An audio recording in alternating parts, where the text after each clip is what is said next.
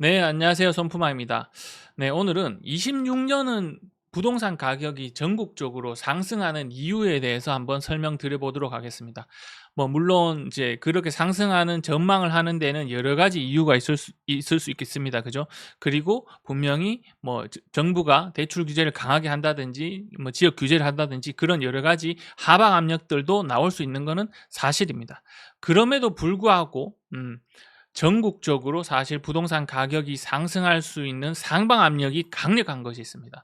그걸 뭐라고 생각하는지 저는 그걸 같이 한번 여러분들하고 오늘 다뤄보도록 하겠습니다.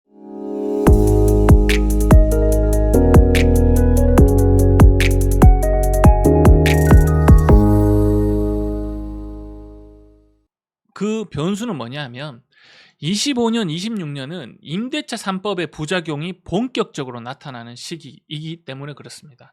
자, 임대차 3법 중에서도 계약갱신권, 전월세 상한제, 임대차 신고제가 있지만 계약갱신권의 부작용이 25년, 26년에 가장 강하게 나타나는 시기이기 때문에 그렇습니다. 그래서 이 부분에 대해서 왜 이게 시장에 큰 부분을 크게 영향을 미치는지 그런 부분들을 조금 말씀드릴 거고 25년부터 지금 그 부분들이 부작용들이 계속 나타나고 있는데 그런 부작용들이 이제 누적돼서 26년에는 정말 그 누적된 부작용들이 훨씬 더 크게 아마 작용하게 될 것입니다. 자, 그 내용들을 한번 자세히 데이터로 보도록 하겠습니다. 자, 지금 보시고 계신 게 파란색이 이렇게 지금 파란색으로 보시고 계신 게 서울의 계약갱신 비율입니다. 전세. 예.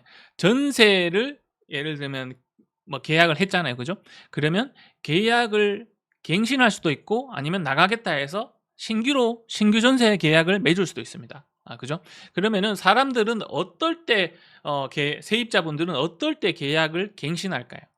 생각해 보면 내가 지금 상황에서 새로 계약할 시점이 됐는데, 예, 전세 가격이 많이 올랐어요. 지금 2년 전보다 전세 가격이 많이 올랐어. 그러면 이사를 나가지 않고, 계약갱신권 쓰겠습니다라고 하면서 한 번 더 갱신 계약을 하면 됩니다. 그러면 4년을 살 수가 있죠. 네, 그렇습니다. 그죠? 그래서 보시면은, 계약갱신 이 제도 데이터가 이렇게 나오면서 2020년, 21년에는 계약갱신 비율이 엄청나게 높아졌었습니다. 엄청나게 높아졌죠. 서울의 전세 계약 갱신 비율을 보면 54%까지 올라갔었습니다. 새로 전세 가격을 한번 보면 전세 가격이 엄청나게 그전에는 많이 올라서 계약을 다 갱신했습니다. 계약을 갱신했고 그러면서 이제 전세 가격이 금리가 오르면서 급격하게 22년에 많이 떨어졌죠. 22년에 많이 떨어지면서 이제 이만큼 많이 떨어지니까 2년 전보다 전세 가격이 훨씬 낮아진 겁니다. 2년 전보다 훨씬 전세 가격이 낮아지면서 전세 가격이 낮아지니까 어떻게 돼요? 계약 갱신을 하시는 비율들이 급격하게 줄어들죠. 따라서 후행해서 그죠? 그러니까 2년 전보다 전세 가격이 많이 내려오니까 갱신 계약 비율이 떨어지는 겁니다. 그럼 무슨 얘기냐? 여기서 지금 2023년 이게 평균이거든요. 평균이 41%라고 돼 있는데 2023년 초반부터 2020 거의 5년까지는 대부분 신규 계약을 했다는 소리죠.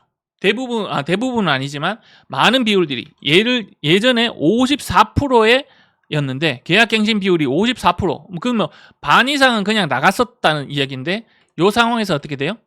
30%입니다. 30%만 계약갱신을 하고 나머지 부분은 예를 들면 100%라고 치면 나머지 70%는 다 신규 계약을 했다는 소리죠. 그죠? 그러면 거의 시장의 매물이 나오는 매물들이 20% 이상 줄어들었다는 소리입니다. 임대 매물로, 전세 매물로. 이게 전세가 아니라 예를 들어서 사실은 전월세 포함한 이렇게 임대 거래로 본다고 하더라도 46%에서 27% 거의 이것도 마찬가지로 20% 정도가 줄어들었습니다. 그 얘기인데 자 그러면 이게 무슨 얘기냐? 시장에 23년, 24년 동안은 이만큼이 신규 계약을 했다는 얘기죠. 신규 계약을 했다는 얘기입니다. 그러면은 지금 이제 상황을 볼게요. 앞으로 상황을 볼 거고. 그러면 2년 전부터 이게 23년, 24년은 2년 전, 1년 전이죠. 근데 지금 25년 상황의 전세 가격은 그때보다 높아져 있을까요? 낮아져 있을까요? 네, 훨씬 더 높아졌죠. 그 사이에 이건 전월 대비 상승률이니까 계속 전세 가격은 더 올랐습니다. 그죠? 전세 가격은 더 올라서 지금 어떻게 되냐? 그래서 갱신 계약을 안 하고 있습니다. 갱신 계약을 하는 비율 이렇게 갱신 계약을 다들 하고 있어요. 다 그러니까 계속 쭉쭉쭉쭉 갱신 계약을 하시는 비율이 올라가고 있습니다. 그래서 부동산 소장님을 이렇게 시황 이야기를 들어보면 갱신 계약을 많이 써서 시장에 전월세 매물이 없다라는 이야기들을 계속 나오고 있어요. 그게 언제까지 이어질 것이냐라고 보면 이 매물들이 이제 24년까지 다 이 이제 비율이 많잖아요. 그러면은 이 4년 동안 안 나온다는 겁니다. 그러면 빠르면 27년, 늦으면 28년. 이때 돼야지 갱신 계약을 한 매물들이 다시 시장에 많은 부분들이 나온다는 소리입니다. 그런 구조로 되어 있기 때문에 이게 서울만 그런 게 아니라 전국적으로 뭐 예를 들면 부산을 한번 볼까요? 부산을 보시더라도 이렇게 비슷합니다. 요때 지금 23년부터 24년 구간에 다 계약갱신 비율이 엄청나게 낮았습니다. 다 신규 계약을 했다는 거예요. 전국적으로 그때는 전세 가격이 다 역전세가 날 시기였으니까. 근데 문제는 뭐냐 하면 이 지금 보시면은 겹쳤습니다. 이게 매물수거든요. 매물수입니다. 뭐 부산을 예로 들었지만 매물수가 지금 전세 매물수가 이렇게 다 감소하고 있어요.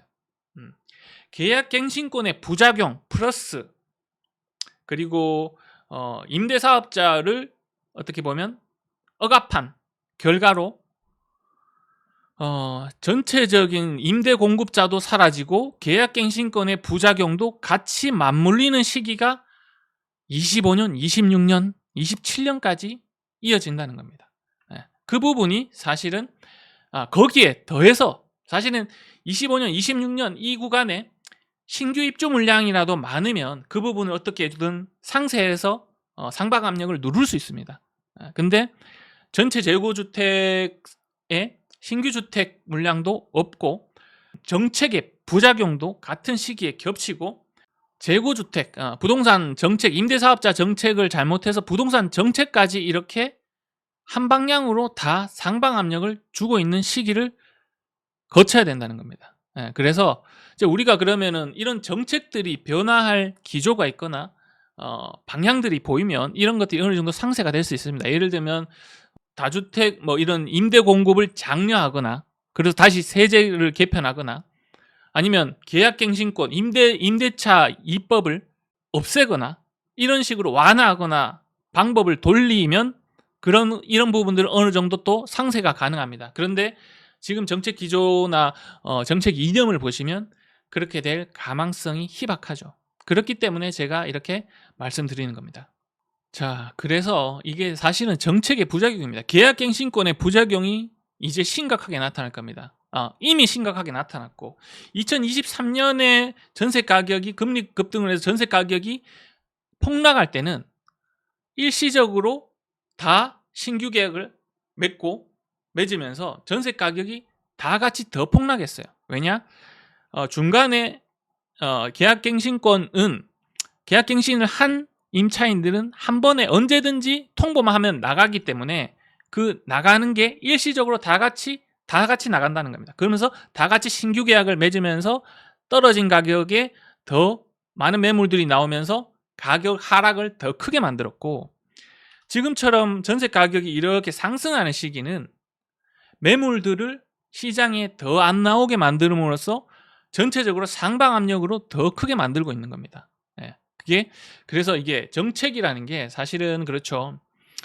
정책을 하는 이유가 뭡니까? 시장의 안정성을 높이는 겁니다. 오를 때는 조금 더 덜 오르게 눌러주고 많이 내릴 때는 조금 덜 천천히 내리게 그렇게 하방을 조금 받쳐주는, 그렇게 해서 시장의 안정성을 높여는 게 정책의 역할인데, 지금 계약갱신권은 훨씬 시장의 안정성을 낮추고 시장의 변동성을 키우고 있는 요소입니다. 예. 그래서 계약갱신권을 한다고 해서 전체적으로 세입자분들이 다 같이 혜택을 받는 것도 아니고, 계약갱신으로 그렇게 한 시기에만 일부의 세입자분들만 혜택을 받을 수 있고, 나머지 반틈은 오히려 더 전세 가격을 더 오르게 하는 역할을 하고 있는 게 계약갱신권입니다.